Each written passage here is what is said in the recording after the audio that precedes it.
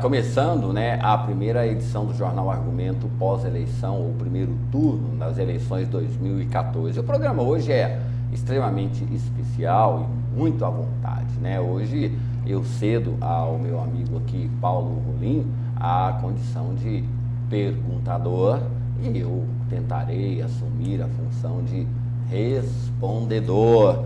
Amigo Paulo Rolim, obrigado pela presença. Língua afiada? Língua afiada. Muita curiosidade? Muita. A minha curiosidade é a curiosidade do telespectador da TV Capital. Ou necessidade de informação, né? Porque o importante nesse momento agora não é ser curioso, é ser bem informado. Bem informado.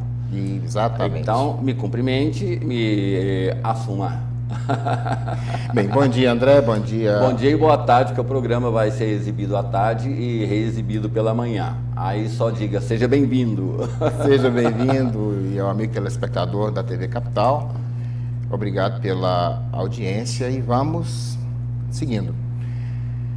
Passadas as eleições, nós tivemos algumas surpresas e continuamos tendo surpresas. Quais? Por exemplo, a questão do PMDB aqui em Goiás. Vamos começar pelo balanço das eleições? Sim. Antes da gente entrar nessas particularidades, né? Vamos então já fazer uma análise nacional das eleições e aí vamos para... Desculpa, é porque ainda não me acostumei a ser respondedor. Ainda tenho o hábito de perguntador. Isso é muito bom. Bem, André Marques, em relação a tanto os resultados nacionais, ao que ocorreu durante a campanha, efetivamente o resultado das urnas, foi surpresa? Essa questão da surpresa ou não, toda a eleição ela traz uma surpresa. Agora, ficou muito evidente nessas eleições que se vendeu muito, né? O Congresso foi renovado, tudo foi renovado. É uma conversa fiada. O que aconteceu, o fato é de que alguns políticos, né, desistiram da eleição, a gente já falou sobre esse fato, que estão na lista do Supremo Tribunal Federal para serem julgados. Então, alguns desistiram das eleições e outros também, né, falam sobre renovação do Congresso. Não houve renovação. Muito pelo contrário, né, foram pessoas que já eram cacifadas que conseguiram eleger as suas proles, né? A gente tem o delegado Protódis, que elegeu o filho dele. Então, assim, não houve uma mudança, né? Houve o quê? Uma acomodação. Porém, a postura do Congresso Nacional continua sendo a mesma. Quem tem o poder mantém o poder e faz uso desse poder, que é um poder extremamente corporativista e que não quer mudanças, muito pelo contrário, né? Quer que as coisas continuem desse jeito. Então, no cenário nacional, quando se fala sobre a questão de renovação do Congresso, a gente tem que ter muito cuidado e saber quem foi o eleito, porque muitos deles trazem o sobrenome de políticos importantes. O fato que talvez tenha chamado mais atenção foi o Sarney, que desistiu de disputar a eleição novamente, né? Tem os seus motivos, é claro que Sarney tem seus motivos, e outros fatos também que aconteceram. Em São Paulo, por exemplo, apostaram muito em Suplicy, foi uma derrota ali, porque muita gente dizia que Suplicy deveria ser candidato a deputado federal, dada a fragilidade de Padilha, essas coisas, e outros fatos que aconteceram. Porém, as eleições, em cada estado, ela tem a sua particularidade. Em São Paulo, por exemplo, né, muita gente fala sobre renovação, queremos um novo, mas reelegeram Geraldo Alckmin. O PSDB em São Paulo vai para 25 anos que está no comando. Desses 25 anos, quase 16 já estão nas mãos de só Geraldo Alckmin. E Serra, né, sempre tem aquela questão, Serra, Alckmin, e ali em São Paulo existe esse controle do PSDB, até mesmo porque, né, o partido é forte ali dentro, e foi uma derrota muito grande para os petistas que pensavam que poderiam eleger Alexandre Padilha e também fazer, né, ou talvez dar novamente a Eduardo Suplicy o Senado. Então, assim, talvez tenha sido talvez não, foi um erro do PT as candidaturas que foram lançadas em São Paulo, porque foram impostas, né? Não foram aquelas candidaturas que nasceram do partido, muito pelo contrário, foram candidaturas impostas e o povo, mais uma vez, né, ele se fez presente e ausente do debate político que aconteceu não só em São Paulo, como todo em Brasília. Então essa questão de surpresas nas eleições é só para quem não acompanhava a política, porque quem acompanha a política já sabia que o quadro seria esse. Congresso Nacional, a renovação se daria pelo fato de muitos parlamentares estarem na fila do Supremo Tribunal Federal e depois de Joaquim Barbosa, né, que começou a prender todo mundo, muita gente abriu mão de disputar a reeleição para perder o fórum privilegiado, algo que era aí para os deputados, né, a salvação, já que a morosidade ela era muito grande. Então, assim, para mim não houve absolutamente nenhuma surpresa. Apesar das pessoas dizerem, né, que Marina Silva, nós vamos falar sobre esse assunto também, mas assim, o eleitor ele deu uma resposta, né, à altura aos políticos. Não existe mais essa condição assim de impor candidatura. O eleitor hoje ele tem um conhecimento e repudia e reprova. O fator que talvez tenha sido, chamou mais atenção, é o grande número de votos em branco, nulos e também abstenção. Desde 98 a gente não tinha uma abstenção, votos nulos e brancos tão grande, né? Batemos aí quase a casa dos 29% de votos nulos, brancos e de pessoas que não foram votar. São votos que, se fossem computados, dariam aí a eleição, digamos, a qualquer um desses candidatos, né? Então, houve por parte do eleitor um abandono, né? Já que a gente fala sobre a questão do voto facultativo, do voto de protesto, e os políticos, durante todo esse tempo, não souberam captar as vozes que vieram das ruas, né? Muito pelo contrário, apostaram naquele tanto faz, apostaram que o político, ele tem sobre o eleitor um poder muito grande de persuasão e esquecem que o eleitor tem memória. E o eleitor dessa vez mostrou, né, mais uma vez, que tem memória sim, só que os políticos não reconhecem isso. Então não houve nenhum fato novo, as coisas aconteceram como deveriam acontecer, os partidos erraram e os eleitores puniram. Isso, mais nada. A surpresa foi muito mais por parte dos partidos do que o eleitor. Porém, a cada ano que passa, cresce o número de abstenção, branco e nulo. Isso aí é um fator preocupante. Isso aí sim.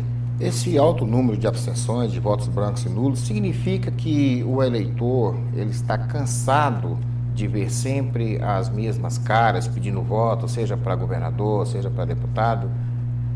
Não. A abstenção, o voto branco ou o voto nulo, o voto em branco, né, ele não representa nada. Agora, o voto nulo, sim, esse aí é uma resposta do cidadão de que prefere anular o seu voto do que contribuir, seja de que forma for, seja para coligação, seja para candidato, para eleger alguém. Agora, a questão da abstenção, historicamente, a gente tem aí na casa dos seus 19%, 20%. É uma prática comum, uma prática natural, até mesmo porque a gente sempre fala que o eleitor que não vota, ele tem aí ainda 60 dias para ir até o Tribunal Regional Eleitoral, justificar o seu voto. Se isso não acontecer, ele paga uma multa, né, simples e singela de R$5, que contribui com o fundo partidário, que agradece, né, afinal de contas, quando a gente deixa de votar e paga a multa para a Justiça Eleitoral, esse dinheiro ele é revestido para o fundo partidário, ou seja, para os partidos, algo em torno de 35 bilhões de reais que todos os anos nós damos aos partidos. Aí quando vem com essa questão de vamos fazer reforma política, vamos fazer o financiamento público de campanha, ele já existe, só que é de forma velada, né? Contribuímos, cada um de nós pagamos 35 centavos para cada cidadão paga 35 centavos para os partidos. E ainda vem essa questão ainda do quando você se abstém, quando você não vota e não justifica, você vai lá, paga uma multinha de R$5, que aparentemente não é nada, mas vai direto para esse fundo. Agora, historicamente, a gente tem essa abstenção. O que chama atenção são os brancos e nulos. Isso é um reflexo da falta de debates propositivos, debates onde se mostre a esperança para o cidadão. O cidadão não fez essa leitura da esperança, não fez a leitura de projetos e muito mais do que isso, né? Foi alheio a esse projeto político, foi às urnas, anulou ou simplesmente deixou seu voto ali em branco, não como forma de protesto, mas uma forma de respeito, chamar atenção a algo que a classe política insiste em esquecer. A candidatura de Marina Silva se efetivou após a tragédia que vitimou Eduardo Campos e, no primeiro momento, ela esteve em alta, inclusive com um índice nas pesquisas superior ao da presidente Dilma Rousseff, da candidata Dilma Rousseff. E depois ela se perdeu.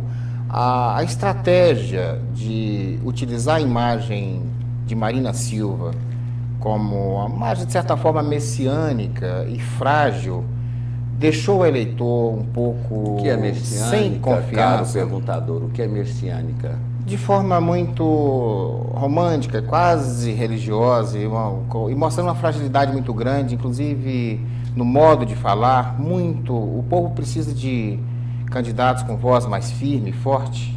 Espera disso. O fator Marina, né, ele tem que ser analisado em vários aspectos. Primeiro, a questão que a gente já falou sobre isso aqui, Marina Silva, ela dizia-se dona de 20 milhões de votos, né? Há exemplo aqui em Goiás que Vanderlan dizia ser dono de 500 mil votos. Só que cada eleição é uma eleição. Agora, analisando o desempenho de Marina, a gente que analisa a política, existe um processo de crescimento. E esse processo de crescimento, ele tem que se dar dentro do período e dentro do prazo. Marina, ela cresceu muito antes das eleições, né? Há mais de um mês, Marina já tinha chegado no topo. Tanto é que as pesquisas mostravam que quase 90% do eleitorado já conhecia Marina. Então, ou seja, a chance dela crescer era pouca, pelo fato dela já ser uma pessoa muito conhecida. Então, quando ela falava, né, que era nova política, nova isso, nova aquilo, ela conseguiu capitalizar os votos daquelas pessoas descontentes, o voto do protesto, até o voto da mudança. Porém, ao longo do tempo, ela foi se perdendo. Afinal de contas, quando você chega num ápice, né, quando você chega num número muito alto, é difícil você manter esse número. A prova que a gente tem disso aqui foi nas eleições, aonde Maguito Vilela perdeu para Alcides Rodrigues. Maguito Vilela tinha 74% dos votos há um mês da eleição. Então, ou seja, já não tinha mais condições de crescer. E aí, Marina também, ela começou a literalmente se perder, porque Eduardo Campos, ele tinha uma capacidade muito grande de articulação e Marina não era muito bem vista dentro do partido. Tanto é que o vice da candidatura de Marina, ele disse que não se governava sem o PMDB, e o erro maior de Marina talvez tenha sido estabelecer um plano de governo, e um plano de governo aonde deu aos adversários a capacidade de questionar, porque há a obrigação do candidato apresentar, né, o seu plano de governo à Justiça Eleitoral. Porém, é um plano genérico, não é aquele plano que vai ser efetivado. Marina, ela errou, né? Ela deu números, valores, e também ela teve que mudar o discurso dela, porque ela tinha uma postura que, teoricamente, é muito difícil de ser discutida no período eleitoral. Essa questão do aborto, essa questão da união entre pessoas, casamento, pessoas do mesmo sexo. Então, assim, e outro fator também, né? Ela soube captar muito bem essa comoção nacional, mas aos poucos ela teve que responder algumas perguntas. Por exemplo, vou governar com os melhores. Quem são os melhores no Brasil numa política falida? Vamos fazer uma nova política. Como se faz uma nova política se Marina também ela faz parte dessa velha política? E assim, ela nos debates, ou até mesmo em alguns momentos, ela se perdia, porque a falta de resposta faz com que a pessoa ela se atrapalhe. Então a Marina ela acabou perdendo muito quando ela foi para os debates, porque ela não tinha respostas e não soube utilizar o horário, né, o tempo do debate para responder. E grande parte dos debates que ela participou foi interrompida justamente pelo fato de exceder ao tempo. Então houve aí por parte um erro, né, além do fato de que o alvo tanto de Aécio como também de Dilma Rousseff era combater Marina.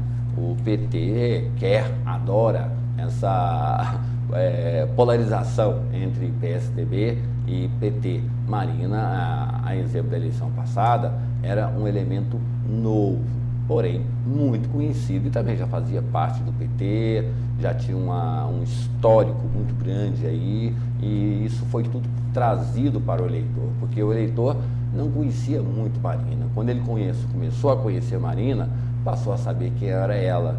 E aí a tendência natural de quem chega muito no topo, antes da eleição, a tendência é que haja uma queda. Isso aconteceu com o ex-presidente Lula na reeleição, aconteceu com o Marco Perillo, acontece no Brasil inteiro, né? Há o tempo de crescer, e o crescimento ele tem que ser feito aos poucos, porque senão você vira uma bola de sabão e acaba estourando. Então Marina, ela perdeu mais para os seus erros, perdeu mais pela sua falta de capacidade de articular, até mesmo porque Eduardo Campos, né, ele tinha essa capacidade muito grande de articular. E Marina, ela nunca foi do PSB, ela era da Rede, e havia interesses ali do partido de fazer uma terceira maior bancada do Brasil, tanto é que impuseram a Marina Silva que ela pedisse voto para legenda e não para candidatos. Então foi uma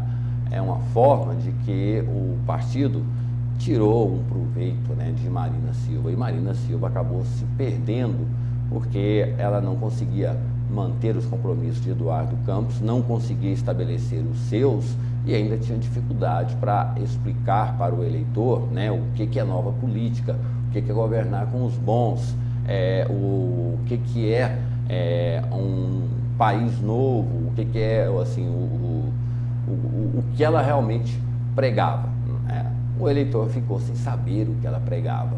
E esse voto, que no primeiro momento foi dado pela comoção, pelo protesto e por outros motivos qualquer, eles foram aos poucos se dissipando justamente por não haver consistência no discurso de Marina. A presença do ex-presidente Luiz Inácio Lula da Silva na campanha da candidata Dilma Rousseff foi pouco vista. Isso deve ocorrer no segundo turno ou o Lula vem para apoiar a candidata Dilma Rousseff agora no segundo turno? Essa é o grande debate, né? Há de se entender uma coisa, que o ex-presidente Lula, ele tem que assumir a postura de ex-presidente. Ele antecipou o período eleitoral no Brasil, quando em março ainda lançou a reeleição de Dilma, e em março do ano passado, de 2010, lançou a campanha de Dilma muito longe das eleições, e Lula tinha se cacifado quando ele impôs a candidatura de Haddad ali em São Paulo, né, e acabou elegendo Haddad. Porém, percebendo que a situação no Brasil não estava nada boa e também sabendo que muitas perguntas a Lula eram feitas em função dos últimos acontecimentos, né, ele fez aquele apoio um tanto quanto discreto, né? Ele se mostrou, se fez presente, mas ele não cumpriu com o que ele havia prometido com Dilma. No começo do ano, em janeiro, ele disse que seria a Dilma de saias, aonde a Dilma não estivesse, ele estaria. Só que com o desenrolar dos fatos, que tantos questionamentos, a questão da inflação, a questão da corrupção, elas foram tirando ali do presidente Lula, do ex-presidente Lula, esse, digamos assim, esse carisma ou até mesmo essa forma de conquistar o eleitor, porque ele tinha muito mais que dar respostas do que propriamente pedir algo. Então a participação do Lula nesse processo, do ex-presidente Lula, se deu por esse fato. O Lula foi muito questionado, essa questão da Petrobras e tantas outras coisas que aconteceram, e o Lula, sabiamente, ele se comportou de forma discreta, não provocou ninguém, ficou o Lula paz e amor no seu canto, né, esperando que as coisas se desenrolassem e acontecessem, até mesmo porque Marina Silva, ela tinha um perfil muito parecido com o de Lula, e o presidente Lula, ele soube se resguardar nesse momento. Tem um intervalo, né? Nós vamos para o intervalo do Jornal Argumento, TV Capital, a imagem de Goiás. Estamos de volta com o Jornal Argumento pela sua TV Capital, a imagem de Goiás, com André Marques comentando o resultado das eleições 2014. No seu primeiro turno. No seu primeiro turno. Já que em muitos estados, né, já não haverá segundo turno para governador, mas para presidente. Bem, André Marques, há pouco falávamos da ausência do presidente Luiz Inácio Lula da Silva na campanha da candidata Dilma Rousseff, e a candidata Dilma, teve algumas dificuldades dessa campanha em relação à campanha de 2010. A ação penal 470, que ficou conhecida por mensalão, alguma coisa, que teve seus desdobramentos, inclusive finais, junto ao Supremo Tribunal Federal, isso, que consequências graves trouxe à candidatura da candidata Dilma Rousseff? Absolutamente nenhuma, né? Nenhuma. Talvez o grande problema da presidente Dilma foi a questão da economia. Em 2010, nós estávamos no auge da ação penal 470, chamado mensalão, aonde o PT mais uma vez errou. Já disse isso algumas vezes, né? Não foi só o PT que fez parte disso, vários outros partidos fizeram.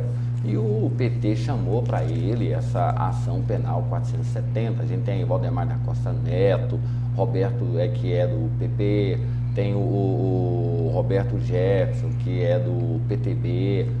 São vários políticos de outros partidos que foram punidos nessa ação 470, porém todos se silenciaram.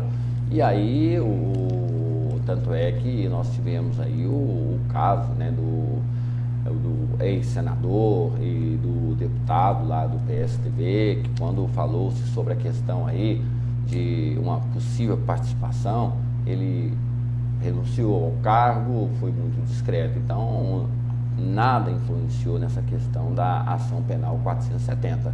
O que influenciou mais foi a questão da economia. A presidente Dilma, ela errou muito nessa questão, e há dentro do governo federal, como em todos os governos, correntes prós e correntes contras. Não se governa um país sem essas alianças. Só que as alianças, cada dia, mais, digamos assim, famintas pelo poder. Então, a presidente Dilma, ela teve muita dificuldade, até mesmo em função da questão do fogo amigo. Ela tem como o PMDB o seu principal aliado. Porém, o PMDB é muito mais preocupado em fazer sua bancada, em reeleger o presidente do Senado, Renan Calheiros, essas coisas. O maior adversário da presidente Dilma, em primeiro lugar, foi essa questão da economia do Brasil, que a cada dia que passa se torna mais difícil, e também veio aí essa questão da Petrobras. Tanto é que nas redes sociais, que muito funcionou nesse período todo, pouco ou quase nada falava-se sobre essa questão da ação penal 470, muito pelo contrário, falava que o Brasil estava no fundo do poço. E a presidente Dilma, foi colocada nessa condição de ter sido a pessoa que colocou o Brasil no fundo do poço, quando na realidade é um engano, né? Não se quebra um país em 4 anos, em 8 anos, muito pelo contrário. As coisas elas vêm acontecendo e às vezes ela estoura na mão daquela pessoa que está no poder, como aconteceu aqui em Goiânia, quando o Marconi foi eleito. BEG, Cachego, Cachoeira Dourada já tinham sido negociados em governos anteriores e acabou sobrando para ele administrar essa situação. Então, para a presidente Dilma também, para ela sobrou isso. E o grande problema da presidente Dilma é que a gente não sabia qual era a imagem da presidente Dilma. Em algum momento ela tinha uma meiguice, em outro momento ela tinha, todo mundo se lembra aquela polêmica do pré-sal, quando os prefeitos, né, do Brasil inteiro foram a Brasília e perceberam um pouquinho dessa questão do pré-sal, ela deu uma banana para todo mundo, né, e foi vaiada e as coisas assim aconteceram. Porém, tem um fator aí que tem que ser analisado.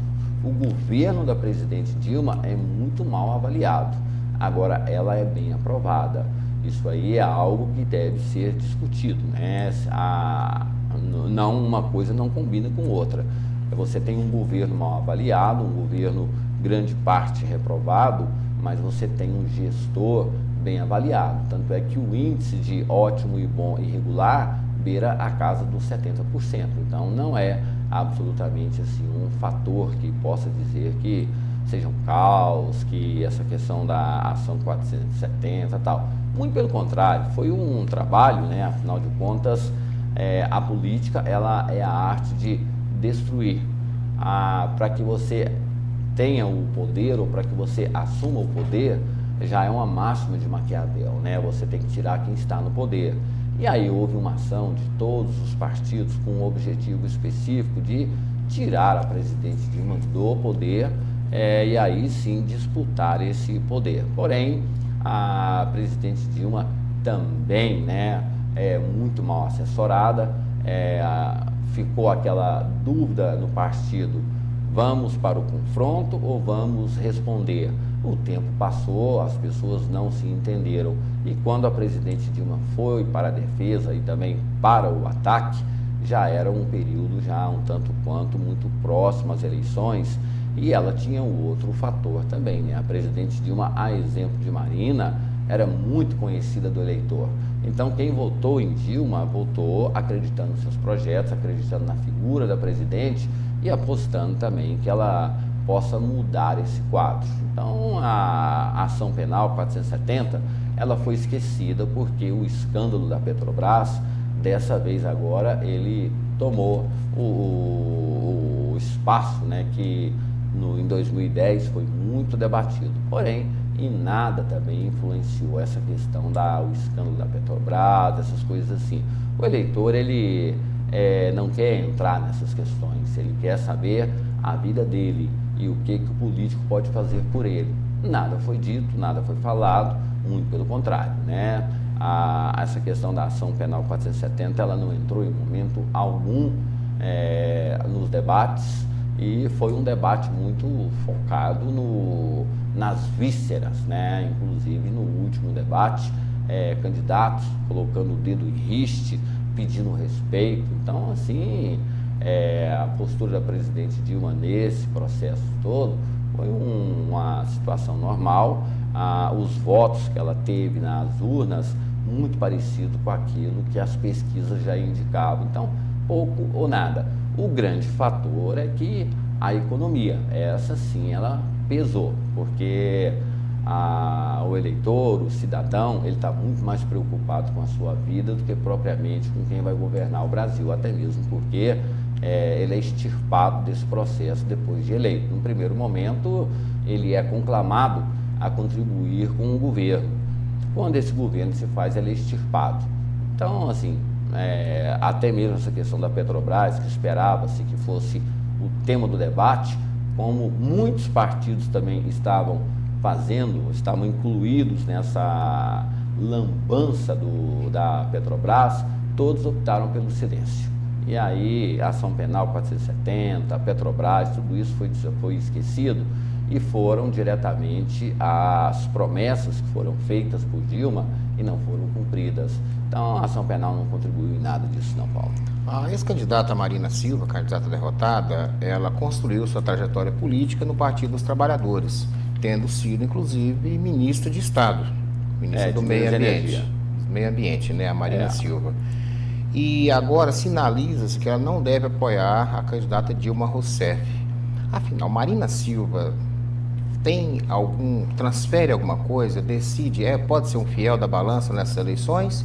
Ou simplesmente quem votou em Marina não decidiu seu voto? O que significa o apoio ou não apoio de Marina Silva no segundo turno? Não dá para você dizer que o apoio de Marina Silva não é fundamental. É claro que é fundamental. Agora, a grande dificuldade é como transformar esse apoio de Marina, porque Aécio e Marina já estão aí em articulação, ou seja, em negociação, porém existem algumas dificuldades, porque a questão de Marina Silva, ela pregava a questão dos trabalhadores, questão do aumento de renda, questão de programas sociais, de projetos sociais, e Aécio Neves já tinha um discurso de que para termos um aumento desses projetos sociais, desses assistencialismo, há de se ter sustentabilidade, quer dizer o quê? Recurso. Esse foi o grande discurso de Aécio, né? Sobre esses projetos sociais do governo que acabam gerando um gasto grande para o governo, e o governo precisa, né? O discurso de Aécio até nesse momento era de reorganizar o Brasil, acabar com ministérios, mudar, inclusive, a dificuldade maior, porque Marina Silva ela sempre combateu a política de Armílio Fraga, de Pedro Malan, e Aécio Neves já disse, né, que quem será o ministro da Fazenda dele, caso eleito, seja Armílio Fraga. É claro que Marina ainda não se posicionou. Na última eleição, Marina ela não participou, não pediu voto para ninguém, ela ficou alheia a todo esse processo, liberou o partido então, quando ela representava, para que ficasse à vontade. Agora já é uma situação tanto quanto diferente, já é a segunda derrota para Marina, e ela tem a necessidade, tem um compromisso, a pressão do PSB de que ela apoie, né? E teoricamente a facilidade maior dela é apoiar Aécio Neves, porque o discurso dos dois eram muito parecidos. Porém, de um lado, Aécio Neves pregava a questão da sustentabilidade dos projetos de Marina. E agora como é que isso vai se dar? Porque, afinal de contas, não é um apoio único, assim, não é um apoio tão simples, é uma negociação de governo. E essa negociação tem que haver uma composição. E ainda não foi anunciado, não foi dito nada, o PSB ainda está buscando, negociando o seu espaço dentro de um possível governo do PSDB. Marina se preocupa também com essa questão da rede, já que ela não é filiada ao PSB, né? Ela ainda defende a criação da rede, e ela tem os seus planos políticos de Marina, que não são os mesmos planos do PSB. Marina ainda não disse a quem vai apoiar, ela acenou que seria mais fácil se aproximar de Aécio Neves do que Dilma Rousseff. Então, para onde ela for, é claro que ela vai levar os seus votos, sim. Agora, a dificuldade vai ser acomodar o discurso de Marina dentro do PSDB, que durante toda a campanha pregou um governo austero, um governo com limites, né? Um governo onde ia rever uma série de coisas e cortar gastos. E Marina, no seu plano de governo, tinha muito aumento de gasto. Então, a dificuldade maior está entre aí estabelecer o discurso de Marina com o discurso de Aécio. E ele se dá na questão da sustentabilidade. Para Aécio ter Marina, ele vai ter que aceitar essa postura de Marina de aumentar os gastos. E aí ele vai, de onde virá esse dinheiro? Já que Aécio disse que tudo que foi construído por Fernando Henrique foi destruído pelo governo do PT. Marina estava nesse governo. E Marina também, né, falou que ia até criar o 13º para o Bolsa Família. E a sustentabilidade vai ser talvez aí o fator que vai gerar o maior debate entre essas possível aliança entre Marina, PSB e Aécio Neves. Esse é o grande, esse aí é o que tem que ser acertado. E espera-se para que nessa quinta-feira agora o PSB e Marina também ela diga para onde ela vai. Lembrando que o projeto de Marina não é PSB, não é nada, é a criação da rede. Então ela tem muitas dificuldades e ouvindo até mesmo porque Marina até agora não se manifestou, quem tem dito são os interlocutores. E os interlocutores quando falam é porque quem tem que falar não tem o que dizer, então manda recado. Agora compete a cada um fazer a leitura desse recado. Marina não se posicionou ainda, não se pronunciou. Quem tem falado são os assessores da campanha, presidente do PSB, são pessoas que não disputaram a eleição. Marina disputou e ainda não falou. Os debates foram marcados por muita deselegância, né? A campanha em si também foi marcada por acusações de um lado e de outro e nada de propostas. Agora são só 2 candidatos, Dilma Rousseff e Aécio Neves. Você espera que hajam mesmo debates de propostas ou proposta em campanha política é algo efêmero, é algo que não vai ser cumprido? É utópico. Que a gente sempre costuma dizer aqui, né? A campanha eleitoral, ela às vezes ela é, digamos assim, um conto de fadas, porque resolve-se problemas complexos com muita simplicidade para quem está na oposição. Agora vai ser sim uma comparação direta entre o governo do PSDB com o governo do PT. E aí quem fez mais, né, aquela velha história, quem tem mais banana para vender? Esse vai ser a grande questão. A Aécio Neves, ele ainda tem uma dificuldade muito grande de colocar as suas situações, inclusive Fernando Henrique já tem se manifestado, Geraldo Alckmin, José Serra, serão pessoas fundamentais nesse processo de Aécio Neves. De ter uma experiência como governador de Minas, é o primeiro pleito dele para a presidência da República, ao contrário da presidente Dilma, que já tem uma experiência de um mandato, né? Então, voltaremos à comparação dos governos. Aécio Neves deve manter essa postura de austeridade, de controle da inflação, de ter uma política diferente. Vai, com certeza, Armínio Fraga vai aparecer muito no programa do Aécio, a cúpula, Pedro Malan, Fernando Henrique, Alckmin, esse pessoal todo vai aparecer mostrando o que o PSDB fez de bem. E a presidente Dilma, com certeza, ela vai continuar ainda nessa postura e nessa discussão de que aposta na população de baixa renda, né? Então ela vai ter ali o seu discurso focado para a população de baixa renda, inclusive ali na região do Nordeste, aonde ela não teve a votação que ela esperava, e ali concentra-se talvez, né, no Nordeste e no Norte do Brasil, a maior índice de população de pessoas de baixa renda. Então ali deve ser o foco da presidente Dilma, e o discurso dela não vai mudar do primeiro para o segundo turno, até mesmo porque seria uma incoerência mudar nesse momento aquilo que foi feito durante toda a campanha. O eleitor não vai conseguir entender esse recado. Bem, no plano regional, em Goiás, nas eleições aqui para governador, ocorreu um fato, a cisão, a ruptura entre o PT e o PMDB, que estiveram juntos na campanha de 2010, de 2008 e 2012, a Prefeitura de Goiânia, inclusive obtiveram sucesso. As influências dessa ruptura foram decisivas para que o candidato Comide não obtivesse sucesso e o Ulisses Rezende tivesse aqueles votos que historicamente ele tem? A questão, ela assim, a gente tem que voltar um pouco na história, né?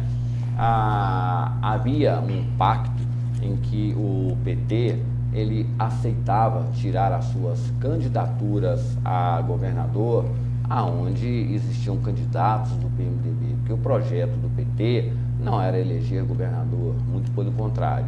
O projeto do PT era eleger a presidente Dilma.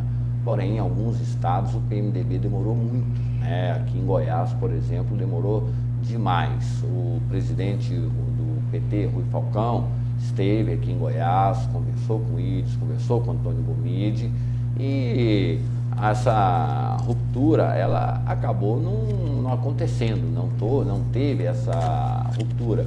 Tiveram candidaturas independentes, tanto que Íris foi muito zeloso e cuidadoso quando falava sobre a questão do PT, Antônio Gomide também, né? O foco aqui em Goiás era o governador Marconi Perillo, e se deu essa situação, primeiro pela forma como o PMDB conduziu esse processo até chegar às eleições, muito desgastantes, né? O fator Júnior do Friboi, que no primeiro momento ele saiu do PSB e entrou no PMDB não por Goiás, ele foi a Brasília, fez a sua filiação e teve a assinatura ali de Michel Temer. Chegou em Goiás cacifado pela assinatura de Michel Temer. Íris Rezende Machado disse que não iria para as prévias com o Júnior do Friboi, porque, segundo ele, Íris tinha uma trajetória que tinha que ser respeitada. E aí, mais uma vez, ficou aquela indefinição, e essa indefinição acabou criando a candidatura de Antônio Gomide, uma candidatura muito mais assim montada para ter um espaço do que propriamente condições de eleição. E aí depois veio aquela postura de Júnior do Friboi, que saiu do governo, saiu do PMDB, dizendo que a política ela não era um lugar para pessoas sérias. E aí Íris teve que entrar na última hora nessa pesquisa, nessa disputa, como aconteceu na eleição 2010 com Henrique Meirelles. Então houve assim, não houve uma ruptura, muito pelo contrário. Íris era o candidato natural, só que ele não se apresentava como candidato, ele esperava ser cortejado. Só que o tempo da política, ele não é o tempo, né, dos partidos, e também não é o tempo do cidadão. Íris demorou, Gomide lançou a sua candidatura, também grande parcela do PT não apoiava Gomide, né, não queria Gomide, afinal de contas queriam Gomide como senador, na condição de senador e não na condição de governador, e o resultado foi esse, chapa pura, né, o PT tendo Gomide como candidato a governador e Tairone como vice-governador, e ali não representava, né, a parcela do PT. Então essa ruptura ela é um tanto quanto relativa, porque PT e PMDB são irmãos siameses, nunca se separaram, e principalmente agora, sabendo que o projeto do PMDB nacional, ele depende muito, né, das alianças dos estados, é uma questão de tempo para que as acomodem, e a gente começa, né, amanhã um novo horário eleitoral. É provável que Antônio Gomide esteja do lado de Íris, é provável que Vanderlan também esteja do lado de Íris, até mesmo porque venderam uma terra arrasada, um estado arrasado, e vai ficar difícil esses partidos estarem do lado do governador Marconi Perillo. Nós vamos para o intervalo, daqui a pouco nós voltamos falando sobre a política, as eleições aqui em Goiás. Jornal Argumento volta lá. Nós estamos de volta com o Jornal Argumento pela TV Capital, com André Marques comentando os resultados e os fatos ocorridos nas eleições de 2014. Bem, André, vamos lá. Falando de política local, em relação às candidaturas de Vanderlan, que trouxe como grande feito a sua administração na cidade do Senador Canedo, e Antônio Gomide também, que trouxe a sua passagem pela Prefeitura de Anápolis como algo que os tornou capazes de administrar o estado de Goiás. Isso não foi suficiente para que eles alavancassem suas candidaturas e tivessem sucesso. O caminho não é esse. Nunca foi, né? Afinal de contas, o Vanderlan não aprendeu a lição. Na eleição passada, ele, é claro, com todo respeito à cidade de Senador Canedo, né, às pessoas que ali moram, não estamos falando da cidade, né, estamos falando sobre uma questão de uma projeção estadual.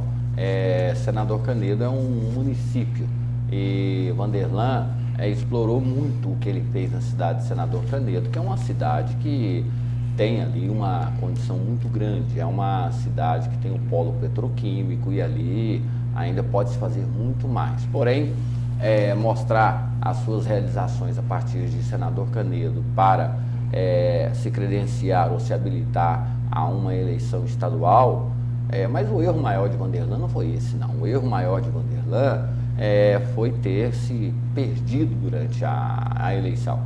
Ele herdou de Júnior do Friboi o PSB, que todo mundo sabe, né, que é um partido chamado Partido de Aluguel. Por ali já passou Barbosa Neto, passou Júnior do Friboi, várias pessoas já passaram por ali. E quando ali chegou Vanderlan, Júnior do Friboi saiu, foi para o PMDB e levou com ele os prefeitos, né, que ele tinha conquistado. E Vanderlan optou por não fazer alianças, aquele discurso de que faria uma política diferente, faria uma política, mas você não faz absolutamente um projeto de governo sem que você tenha uma base em todo o estado de Goiás. Faltou para Vanderlan essa base. A mesma coisa é Antônio Gomide. O que ele tinha para mostrar é o que ele fez em Anápolis, afinal de contas foi a única experiência que ele tem como gestor, né? Também com respeito aos anapolinos, né? Muito o trabalho feito em um município, ele é importante, mas mais importante ainda é você criar uma base em todo o estado, porque a eleição não se define no município, a eleição se define no estado. E aí você tem que ter prefeitos, você tem que ter vereadores, tem que ter deputados, você tem que ter uma base muito grande. Não adianta você ser um bom candidato se você não tem uma boa base. E esse é o grande problema da política. Às vezes elegemos péssimos gestores, péssimos candidatos, mas com grande base. E essas bases, né, elas acabam elegendo as pessoas. No caso de Vanderlan e de Antônio Gomide, faltou a eles essa base. O PT ainda não está consolidado em todo o estado de Goiás e o PSB é um partido que ainda não tem essa tradição toda. Então faltou aos dois essa coisa chamada de base de sustentação. Na realidade, nada mais é do que pessoas que estão trabalhando no município para a eleição majoritária que é do governo. Então o erro dos dois foi esse. O candidato Iris Rezende conseguiu chegar ao segundo turno, mas não elegeu a sua esposa, a candidata a deputada federal, dona Iris. Não, ele não tinha compromisso de eleger, né? Sim, isso ele significa... Ele disputava o governo de Goiás. Ele, se tivesse como objetivo eleger a dona Iris, teoricamente não seria candidato, né? Muito pelo contrário, a dona Iris, que tinha um mandato, ela tinha que fortalecer a candidatura de Iris, o que não aconteceu, que talvez tenha sido a maior derrota para Iris Rezende Machado, não ter recebido esses votos da dona Iris e não ter transferido votos para a dona Iris, porque a dona Iris, em 2010, ela foi a deputada federal que teve o maior número de votos em todo o estado. E nessa eleição agora, ela não conseguiu se reeleger. É uma prova de que o eleitor já não vota mais por afinidade, o eleitor já não vota mais sobre essa questão de que é minha esposa, é meu filho, é meu amigo, vai ser um bom gestor, isso e aquilo, né? Então, a maior derrota para Iris Rezende Machado talvez tenha sido a não reeleição de dona Iris. É uma prova de que nenhum dos dois transferiu o voto para ninguém. Agora, o caso de Iris, né, a votação que Iris teve estava dentro da margem, afinal de contas, Iris, historicamente, ele tem assim, um eleitorado muito grande, e o erro de Iris Rezende Machado foi não entender que, enquanto governador, ele não era conhecido por essa nova geração. A gente falava sobre isso aqui, quem ia definir as eleições, essas pessoas que passaram agora a ter o direito de voto, chamado entre os 18 e 23 anos. Poucas pessoas, né, da última vez que Iris foi governador do estado, vivenciaram isso. E o erro de Iris, da estratégia toda do PMDB, foi em não estabelecer uma linguagem com esse público que estava chegando às eleições. Então, ainda teve a sua quantidade de votos, não foi tão expressiva, e não, até mesmo porque as pesquisas já chegaram a mostrar um empate técnico entre Marconi e Iris. E o erro maior, né, que continua ainda acontecendo, é essa dificuldade de Iris de se comunicar com o público mais jovem e não ter essa pessoa que possa fazer essa ligação. Então foi uma derrota sem precedentes, a não reeleição da dona Iris, né? Vai causar uma dificuldade muito grande, porque haverá questionamentos, né? Se ele não conseguiu transferir votos para dona Iris, é claro que dona Iris também não conseguirá contribuir. Como é que um candidato derrotado ele pode fazer campanha para um outro candidato que está disputando? E esse é o grande problema do PMDB. Ele tem o hábito de acolher e acomodar candidatos derrotados. Então o Iris vai ter muita dificuldade para chegar aí à vitória nesse segundo turno agora, até mesmo porque ele pouco ou quase nada apareceu na televisão, mostrou seus projetos, não. Ele dizia só que no meu governo, só que grande parte do eleitorado não conheceu o governo de Iris no estado, conheceu no município de Goiânia, e isso aí é muito pouco. Aí eu volto a dizer, você tem que ter um trabalho feito em todo o estado. O município de Goiânia é importante? Mas não define eleição. O candidato à reeleição Marconi Perillo, governador Marconi Perillo, inclusive foi o fato político de ontem, ele reuniu no Palácio das Esmeraldas os deputados eleitos da coligação e parte da militância.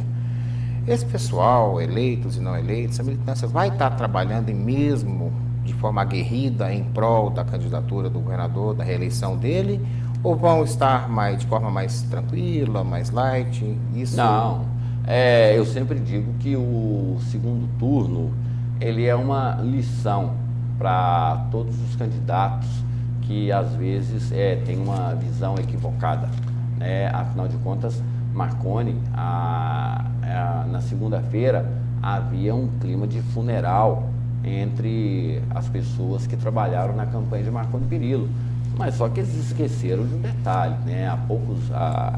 No ano passado, ano retrasado, as pessoas foram às ruas pedir fora Marconi, as pessoas tinham uma rejeição muito grande ao governador, o atual governador Marconi Perillo, e a votação que ele teve, 48% dos votos, foi grande. Agora, quem acreditava que poderia ganhar no primeiro turno, 48% é nada. Isso aí é um equívoco. 48%, ele ficou ali a 3 pontos de levar no primeiro turno. Agora, a situação se inverteu. Foram eleitos, né, a maioria dos deputados foram todos os candidatos da base de Marconi. E a situação agora se inverte, porque no primeiro momento, os deputados dependiam do apoio de Marconi Perillo, apoio político e financeiro para suas campanhas. Hoje já é o contrário. Marconi precisa dos votos desses deputados e do empenho dessas pessoas. E a questão aí de pedir essas coisas é a questão do segundo turno. Isso aí, no primeiro turno, né, todos dependem dos candidatos majoritários. No segundo turno, a coisa se inverte. Agora é a hora dos eleitos, né, cobrarem a fatura ou negociar da forma que for. Porém, o grande e o maior erro da equipe de Marconi Perillo é lamentar os 48%, quando na verdade deveriam comemorar. Por que não comemoraram? Porque a soberba tomou conta. Esqueceram os 3 últimos anos que foram catastróficos, né? Foram governos apáticos, foram anos apáticos, nada foi feito, e apostaram só no último ano, pensando que as obras, as realizações, como é comum, né? Quando você está disputando o governo e quando vai para a reeleição, você tem uns 2 ou 3, 1 ou 2 anos com um pacotinho de maldade. Quando chega na reeleição, vem o pacotinho da bondade. Só que eles deixaram esse pacotinho da bondade para a última hora. E mesmo assim ainda foi vitorioso. Muita gente que tinha os pés no chão achava que era uma disputa muito difícil, porque Marconi tinha muita coisa para responder. E aí, né, estão esnobando esses 48% dos votos que Marconi teve. Um erro muito grande, porque apenas 3 pontos separaram Marconi de ter uma vitória no primeiro turno. Então, para quem tem a soberba e para quem tinha certeza de que ia ser eleito no primeiro turno, né, ter 48% dos votos nada significa. Uma leitura equivocada, errada e insensata, porque muita gente acreditava até que Marconi não iria para o segundo turno. Então, é uma vitória que foi encarada como derrota. O Ronaldo Caiado, senador eleito, historicamente esteve ao lado do governador Marconi Perillo em governos anteriores. Agora, para que ele conseguisse sair candidato ao Senado, onde foi vitorioso, ele se aliou a Iris Rezende, levou o partido dele, o DEM, a apoiar Iris Rezende, e se coloca agora como um candidato de voz muito forte, como um senador eleito com voz muito forte. Isso traz forças para Iris Rezende nessa tentativa de alcançar a vitória? Ou o eleitor de Ronaldo Caiado não é o mesmo eleitor de Iris Rezende? Essa história de que eleitor de fulano é eleitor de Beltrano, isso aí não se consolida. Primeiro que Ronaldo Caiado, ele já tinha perdido o controle do DEM quando deputados como Hélio de Souza e tantos outros prefeitos estiveram empenhando o apoio a Marconi Perillo. Caiado teve momentos difíceis, afinal de contas, no primeiro momento, né, Caiado ele foi muito valorizado pela, digamos assim, pela coligação de Marconi Perillo. Só que esqueciam que tinham ali um candidato chamado Vilmar Rocha, que no momento oportuno, né, ele se mostrou muito, digamos assim, de uma forma muito, como ele sempre né, muito discreta, que estava inconformado com a forma que ele estava sendo tratado dentro. E aí veio aquela lambança, né, de Jaime Rincon, que disse que a base do governo ficou com os bons e que o que sobrou foi para o outro lado. Só que a base governista deu muita importância a Ronaldo Caiado, que no primeiro momento tinha um desafio muito grande, porque Ronaldo Caiado ele já não tinha mais o controle do DEM. O DEM já estava com o Marconi Perillo. O desafio de Marconi de Caiado era reagrupar o DEM, era ter o comando de volta do DEM, já que ele perdeu muitos, né? Muitos afiliados do DEM, em função dessa criação do PSD, saíram do DEM e foram para o PSD de uma forma para apoiar a presidente Dilma, Marconi Perillo, ou seja, os inconformados, até os insatisfeitos, saíram. E o DEM historicamente, depois daquele caso de Francisco de Castro, do Chiquinho, que passou do PFL, que passou ali vários prefeitos para o PSDB, o DEM ele veio numa ascendência, né, numa descendência muito grande. E Ronaldo Caiado, muita gente acreditava que se ele perdesse a eleição para deputado, o DEM, ele teoricamente seria extinto, ou seria um nanico. Agora, Ronaldo Caiado, a preocupação dele não é eleger Iris Rezende Machado, é retomar o controle do DEM, fazer um partido forte. E até mesmo porque essa questão de pedir voto para Iris, essas coisas, não. Ronaldo Caiado é muito inteligente e sabe que nesse momento agora a prudência ela é fundamental. Ronaldo Caiado foi o maior vitorioso dessas eleições e dependendo de quem ele vai apoiar, ele pode sair arranhado desse processo. E as declarações de Ronaldo Caiado são sarcásticas, né? São declarações um tanto quanto desabafo, mas com ironia. Ele ainda não se posicionou e não anunciou apoio a Iris Rezende Machado, muito pelo contrário, né? Ele tem agora está naquele momento de falar tudo que ele queria falar, porque agora ele tem um mandato. É o senador que historicamente teve um dos maiores números de votos e é claro que ele não vai querer entrar numa disputa onde ele pode ter essa imagem arranhada. O desafio de Ronaldo Caiado agora é reconstruir o DEM. Esse é o principal desafio de Ronaldo Caiado. Então o Jornal Argumento termina aqui. Muito obrigado pela audiência, obrigado André Marques. Fiquem todos com Deus e até amanhã. Fiquem todos com Deus, até amanhã, paz e bem. Obrigado.